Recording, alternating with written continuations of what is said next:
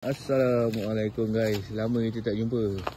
Hari ni kita jumpa kembali. Petang ni kita nak terbang pokok pisang Pokok pisang apa ni pakcik? Pisang sayur. Pisang sayur nama dia.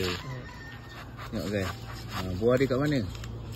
Buah dia dalam guni tu, nampak tu? Tu dia buah dia guys. Jadi kita tengoklah macam mana. Buah dia dah masak ke? Dan kita pun nak tahu pisang sayur ni macam mana bentuk dia. Tu dia. Buang daun dia, tarik lagi. Okey, pokok dia dah rebah. Itu dia buah dia. Dalam guni guys. Jom kita tengok apakah yang ada dalam guni tersebut. Sebelum tu kita tebang dulu batang dia. Tajam guys.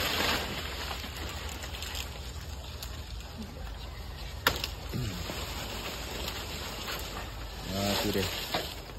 Habis dah. Kita tengok apa yang ada dalam guni ni. Pisang sayur, pisang sayur. Jangan ingat sayur je. Pisang pun ada nama pisang sayur, pakcik ni kata. Memang nama dia pisang sayur pakcik? Pisang sayur. Pisang sayur Dulu kan cakap pisang sayur. Dulu lagi.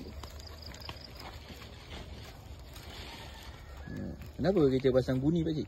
Jangan kasih binatang makan. Oh, jangan kasih binatang makan. Pasal apa? Kat sini banyak monyet ke? Monyet banyak, lubang banyak. Bismillah.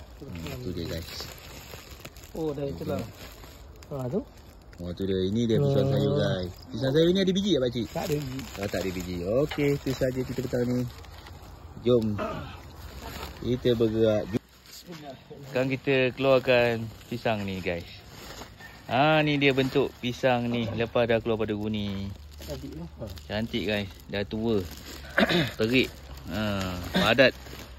Nak tahu pisang dah tua, apa rahsia dia pakcik? Macam mana tu? Dia tak lagi dah habis. Dia punya tu. Biasanya kan sini ada dia punya sesungut kan. Itu. Tapi bila dia dah masak, dia dah tua, benda tu dah terputus. Contohnya macam ni yang ni, nampak ni? Ni guys. Dah benda ni.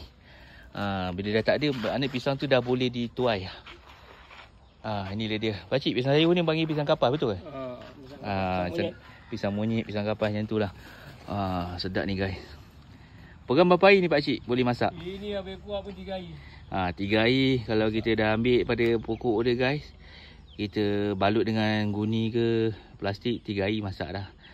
Okey, jumpa lagi. Bye bye.